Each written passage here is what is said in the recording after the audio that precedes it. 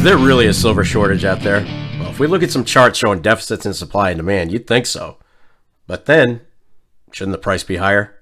Well, we're going to talk about that and a lot more, so make sure you stay tuned.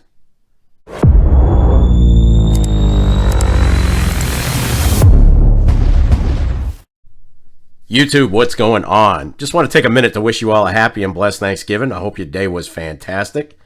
And also a huge shout out for everybody being here today to check out the latest video. Just one of the things I'm thankful for. You guys are part of the best damn community here on YouTube, and you've been an integral cog in the wheel for making this channel grow. So today, we'll take a look at silver supply and demand and see if there really is a silver deficit. Now, please, please, please keep in mind, I'm not here today pumping silver, or I'm not going to say it's going to skyrocket soon or any of that stuff.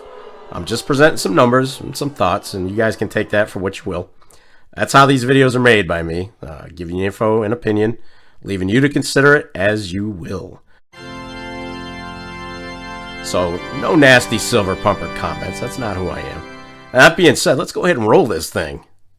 Yeah, baby! Yeah. All right, first off, I have to apologize for still having my nasally voice. Physically, I feel fine, but I'm still having sinus and ear blockage issues. So if I'm shouting at you right now, I won't even know it because I can't hear anything. I'm over it. Anyway, I was looking at Money Metal's newsletter last week, and they covered today's topic pretty well. The article showed that gold and silver prices rallied last week, and we know that. It went up. Silver went up almost $1.50 an ounce, or almost 7%. And gold rose $43 an ounce, or just over 2%. Now, a big contributor to that, the U.S. dollar fell sharply in the currency market, so that's typically one of many issues that can cause a rise in metals. A couple of other factors could potentially be linked to the increase as well, one of them being falling bond yields, or maybe a Shah in the Middle East sneezed. Who knows? But higher metal prices did put a slight damper on buying in the physical markets, while selling activity picked up. Now, most of us realize that demand for silver is outweighing the physical supply, but why isn't that reflected in silver price? Well, we're going to get to that in a minute, but let's refer to Chairman Phillips Baker of the Silver Institute, which is silver's most prominent trade group. He recently made a presentation at the LMBA conference in Spain, where he focused on silver's expected role in the transition to green energy. He was questioned as to whether or not there'll be enough silver to kick off the green transition. His answer? Yep, there's enough. He qualified that by saying that while the silver market is currently in a structural deficit, above ground stocks of silver will be mobilized to meet the demand. Folks, that's hint number one as to why silver price didn't go up and hasn't gone up. There's plenty of it above ground right now to meet the demands of the green transition. So regardless of what's being mined in the present, there's enough to go around and some. But he did also add this statement, and these are his words, guys. There are no new significant silver deposit discoveries at present, and that geopolitical issues and mine permitting delays continue to be encumbrances to bring in new sources of mined silver to the market. Well, you can take that as you will, but we do know that there are very few dedicated silver mines out there where silver is the only metal being brought up from the ground. You have to remember that nearly 50% of mined silver occurs alongside lead, copper, and zinc ores in mines. So could this be an issue for silver supply going forward? I can't say yes or no on that, but a lot of experts have targeted 2035 as the year's silver deficits not meeting demand could be the most critical. Again, it's a waiting game.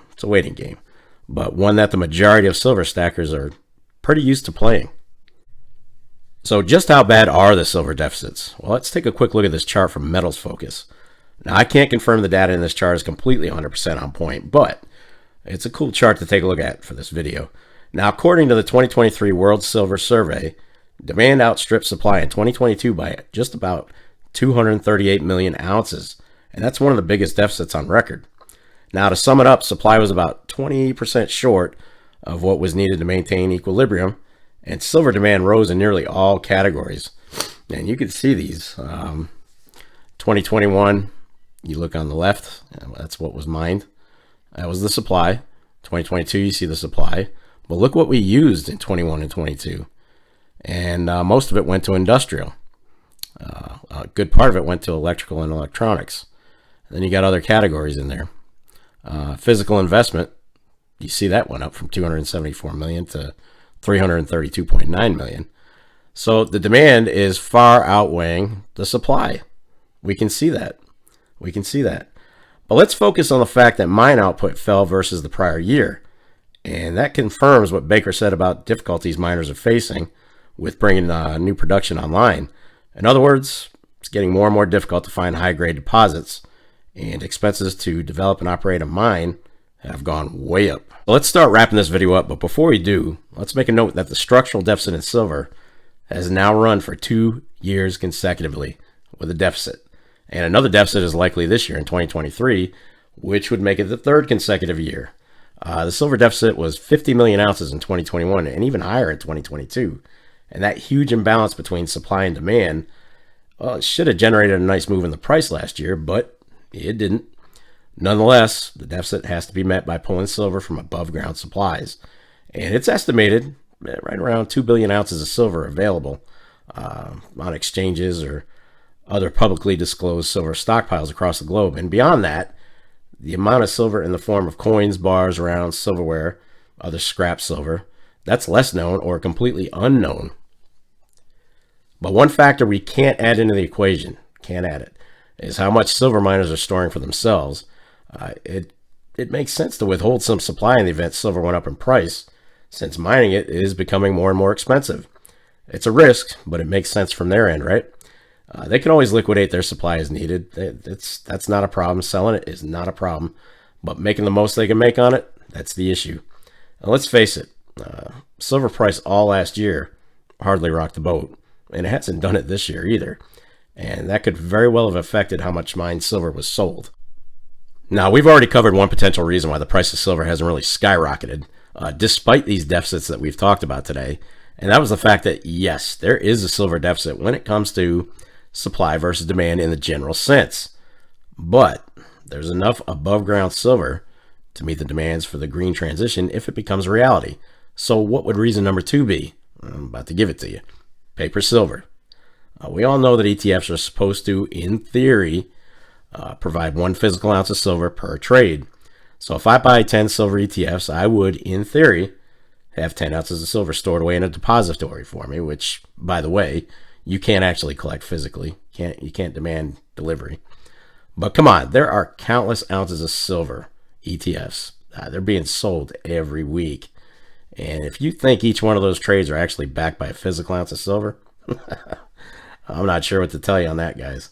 ETFs aren't like precious metal IRAs where they have to be backed by actual metals. And you can demand shipment of your silver anytime or your gold. But here's a hint on ETFs. They're not backed by physical silver. They couldn't be. They couldn't possibly be. Only theoretical silver. And here's the problem with that. Even though it's doubtful that physical silver is backing your paper silver ETFs, those trades still count toward the overall impression of how many ounces of silver is out there, which suppresses the price. It makes it look like silver is plentiful since the numbers are insanely exaggerated. But there may be light at the end of the tunnel, guys. Maybe some light. With silver demand outpacing new mine supply each year, these supply deficits could actually put pressure on silver price in the coming years, which might give it a nice boost. Might. Who knows? We're talking about silver. But in the end, only actual physical silver is going to satisfy physical demand. It's common sense. Not silver ETFs. They don't truly exist, and you can't use ETFs in solar panels. All right, there you have it. So what are your thoughts on these numbers? Do you think silver's true price will be revealed when demand outweighs the supply even more and silver ETFs are brought to their knees? Hey, be sure to leave your thoughts in the comments below and let me know what you're thinking. I love going through them all, so be sure to sound off. And that's going to wrap it up for this episode of Silver and Gold Stack Attack. And if you made it this far, well, kudos to you. I'll definitely catch up with you in the next episode, but in the meantime, you know what's up. What do you want to do with your life?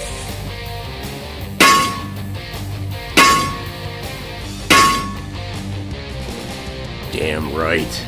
Get stacked. Stay safe and be well, everyone. I am out of here.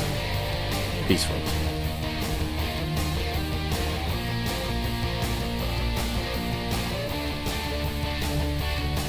You still here?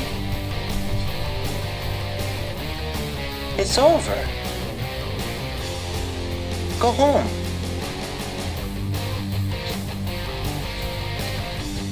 Go.